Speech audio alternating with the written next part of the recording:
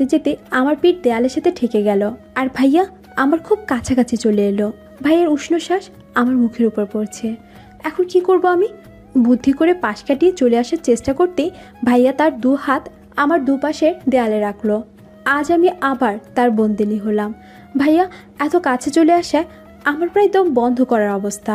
নিজের দম বন্ধ রাখার চেষ্টায় শ্বাসের ঘনত্ব আরও বেশি বেড়ে গেল।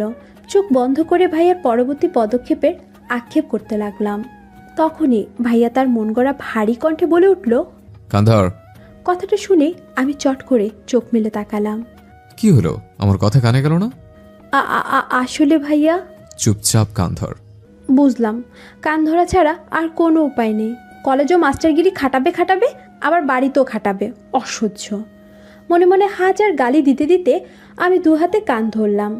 এবার ভাইয়া গিয়ে আয়েশ করে বিছানার উপর বসতে বসতে বলল, এবার এক পা উপরে তোল। লাউ ঠেলা, কান ধরাতেই শেষ নয়, এখন আবার পা উপরে তুলতে হবে। আজ তো আমি গেছি, কেন যে ওই হারামিটাকে মারতে গেলাম কে জানে। আমি নিশ্চিত আজ আর পায়ের ব্যথায় রাতে আমার ঘুমই হবে না। প্রায় 2 মিনিট এক পায়ে দাঁড়িয়ে থেকে আমার পা ধরে এসেছে। তারপরও জোর করে আরও 1 মিনিট দাঁড়িয়ে থাকার পর আর পারলাম না। বাধ্য হয়ে বা পা ফেলে ডান নাও উপরে তুলে নিলাম, মানে পা এক্সচেঞ্জ করে নিলাম। আরে পা, ভাইয়া তো কিছুই বুঝতে পারলো না, অন্ধকারে হয়তো লক্ষ্য করেনি। আমারও তো বেশ ভালোই হলো। প্রায় আধা ঘন্টা ধরে কান ধরে এক পায়ে দাঁড়িয়ে আছি, আর এই আধা ঘন্টায় আমি প্রায় 15-16 বারের মতো পা এক্সচেঞ্জ করেছি। আর ভাইয়া সেটা বুঝতেও পারেনি। ইস, কী যে ভালো লাগছে, কি সুন্দর একটা শাস্তি। এমন শাস্তি পেলে তো আমি সারা জীবন অপরাধ করেই যাব।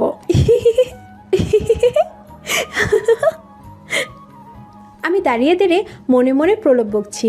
এমন সময় ভাইয়ার কণ্ঠ কানে আসলো, মিতু এদিকে আয়। আমিও কান ছেড়ে লাফাতে লাফাতে ভাইয়ার সামনে গিয়ে দাঁড়ালাম। শাস্তি শেষ ভাইয়া? এইটুকু শাস্তি ছিল বুঝি? আমি তো আরও কিছুক্ষণ থাকতে পারতাম। এবার ভাইয়া শোয়া থেকে উঠে বসে বলল, শাস্তি শেষ কোথায়, এখনো তো শুরু করলাম না। ভাইয়ার কথায় যেন আকাশ থেকে পড়লাম। বলে কি এই লোকটা, শাস্তি এখনো শুরু হয়নি? তো আমায় এতক্ষণ কান ধরিয়ে এক পায়ে দাঁড় করে রাখার কারণ কি ছিল? শাস্তি শুরু হয়নি মানে? কয়বার পা বদলেছিস? তবা, আমি আর পা বদলেছি? কি যে বলো না ভাইয়া। তাই নাকি? কিন্তু আমি যে গুনলাম 20 বার পা এক্সচেঞ্জ করেছিস। একদমই না, আমি তো মাত্র 16 বারই। ইসরে, এই আমি কি বলে ফেললাম। মিতুরে, তোর মাথায় সত্যি গোবর ছাড়া আর কিচ্ছু নেই। দূর, আজ তো গাধি একটা তুই। নিজেকে ইচ্ছে মতো গালাগালি করে চোখ পিটপিট করে ভাইয়ের দিকে তাকালাম। অন্ধকারও খুব ভালো করে বুঝলাম ও আমার দিকে বাঁকা হেসে তাকিয়ে আছে। আসলে সরি ভাইয়া, আসলে। কথা বলতে বলতে ভাইয়াকে উঠে আমার দিকে এগোতে দেখে আমার কথা বলার মধ্যে আটকে গেল। কাপা কাপা গলায় কিছু বলতে যাব, তার আগে ভাইয়ার হাতে হ্যাসকা টান মেরে নিজের সাথে মিশিয়ে নিল। এবার আমার প্রাণ যায় অবস্থা। কি করব কিছুই মাথায় আসছে না। শুধু পরবর্তীতে কি হয় তা দেখা ছাড়া আমার কাছে আর কোনো উপায় নেই। ভাইয়া নিজের মুখ আমার দিকে এগোতেই আমি চোখ খিচে বন্ধ করে নিলাম। সাথে সাথে কানের উপর ভাইয়ার উষ্ণ শ্বাস অনুভব করলাম। এখন এই 16 বার তুই নিজে থেকে আমার ঠোঁটে চুমু দিবি। ভাইয়ার ফিসফিস কণ্ঠটা যতটা না আমার হৃদস্পন্দন কাঁপিয়ে দিল, তার থেকে বেশি চমক দিল ভাইয়ার বলা কথাটা। কি বলছে এসব ভাইয়া? আমি নিজ থেকে ভাইয়াকে চুমু? না, এটা অসম্ভব। আমি কিছুতেই পারবো না। এটাও কোনো কথা হলো? আমি নিজ থেকে কি করে? না, এটা একেবারে ইম্পসিবল। আমি পারবো না। আমার ভাবনার মাঝে ভাইয়া আমাকে ছেড়ে বিছানায় গিয়ে বসে আহ্লাদে সুরে বলল, দেখ মিতু, যা করার তাড়াতাড়ি কর, বেশি ভাবতে যাস না। কারণ তুই জানিস যদি আমি নিজে থেকে কিছু করি তবে সেটা তোর জন্য কত কষ্টকর হবে। ভাইয়া প্লিজ এমনটা করিস না, আমি পারবো না। যত কথা বলবি শাস্তি ডাবল হবে। ভাইয়া প্লিজ। আরেকটা কথা বলে 20টা চুমু দিতে হবে। এবার আমি চুপ করে গেলাম। জানি ভাইয়ার সাথে কথা বলে কোনো লাভ নেই, সেই আমাকে তার ভোগান্তর দিতে হবে।